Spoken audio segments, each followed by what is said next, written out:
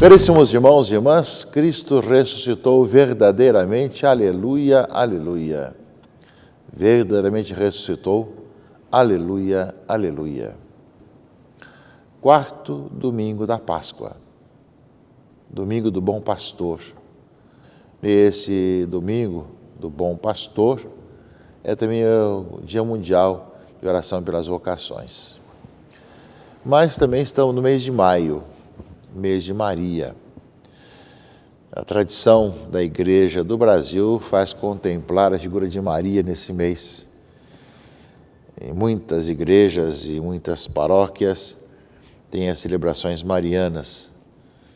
E nesse segundo domingo de maio, nós confiamos as nossas mães nas mãos da nossa mãe comum, Maria.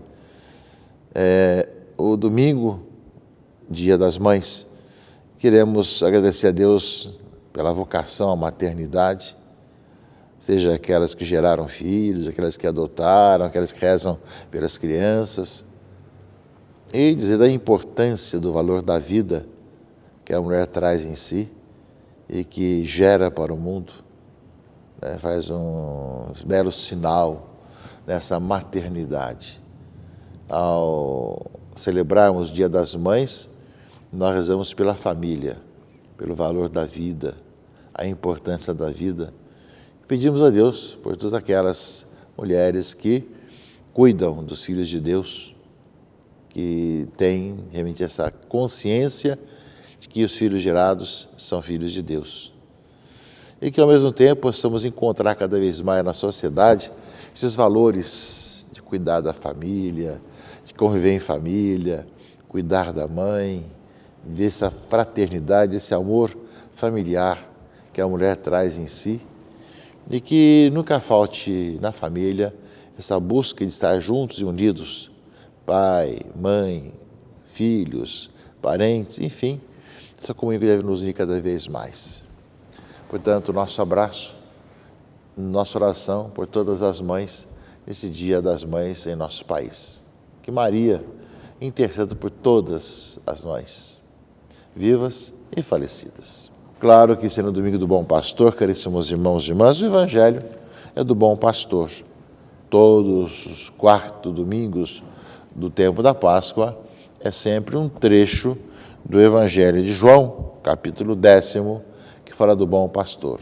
Cada ano um trecho. O trecho de hoje é bastante curto, são 3 versículos, e que fala que Jesus é o bom pastor. As minhas ovelhas escutam a minha voz, eu as conheço e elas me seguem.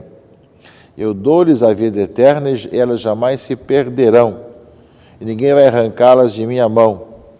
Meu Pai que me deu essas ovelhas é maior do que todos. Ninguém pode arrebatá-las da mão do Pai. Eu e o Pai somos um. No trecho, portanto, desse ano, do texto de João, do Bom Pastor, fala dessa unidade do Pai com o Filho e fala que Jesus conhece as ovelhas e ninguém vai arrebatá-las de sua mão. E que nós somos chamados a ser esse povo unidos a Cristo, o Bom Pastor.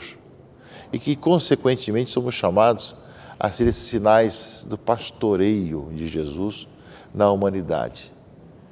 É interessante ver, caríssimos irmãos e irmãs, que nas catacumbas, ou seja, os antigos locais de sepultamento dos cristãos, uma das primeiras representações, né, de Jesus é de Bom Pastor. Aparece justamente Jesus com a ovelha sobre os ombros, ali justamente nesses primeiros momentos, os primeiros cristãos, a figura do Bom Pastor, que é claro, em nosso país não tendo a cultura da criação de ovelhas, nem sempre tem essa figura, mas de tanto vivermos a vida cristã, tornou-se bem próxima de nós.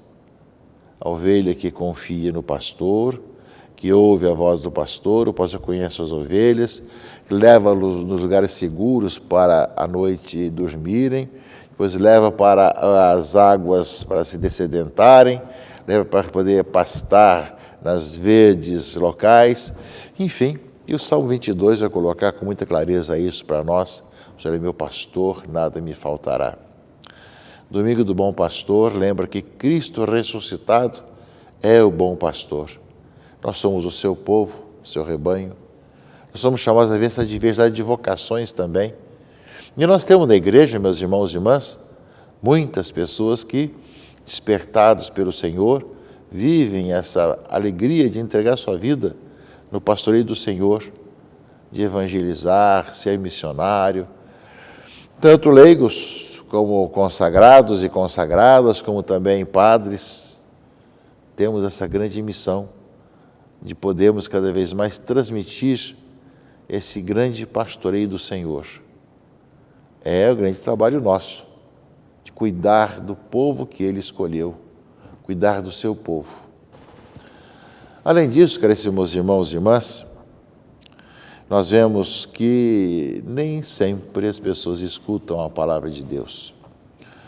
Os Atos dos Apóstolos de hoje, desse quarto domingo da Páscoa deste ano, leva para nós, caríssimos irmãos e irmãs, justamente um texto que fala que Paulo e Barnabé, partindo de Perge, chegaram a Antioquia da Psídia, e entrando na sinagoga, sentaram-se, e ali muitos seguiram a Paulo e Barnabé. Conversando com eles, os dois insistiam para que continuassem fiéis à graça de Deus. No sábado seguinte, quase toda a cidade se reuniu para ouvir a palavra de Deus. Ao verem aquela multidão, os judeus ficaram cheios de inveja e com blasfêmias opunham-se ao que Paulo dizia.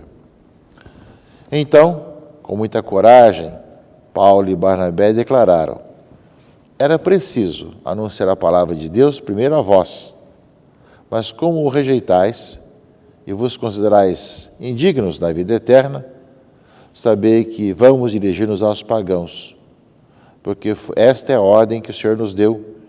Eu te coloquei como luz para as nações, para que leveis a salvação até os confins da terra.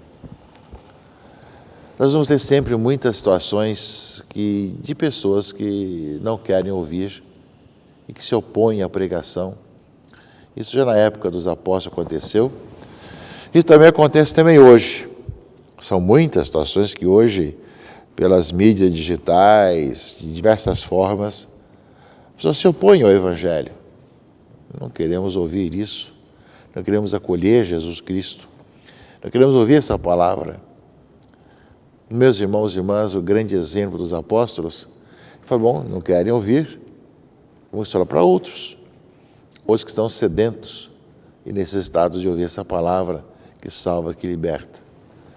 E fala a leitura que todos que eram destinados à vida eterna abraçaram a fé, porque os pagãos ficaram muito contentes quando ouviram isso e glorificavam a palavra do Senhor, não é? Desse modo, a palavra de Deus espalhava-se por toda a região, não é?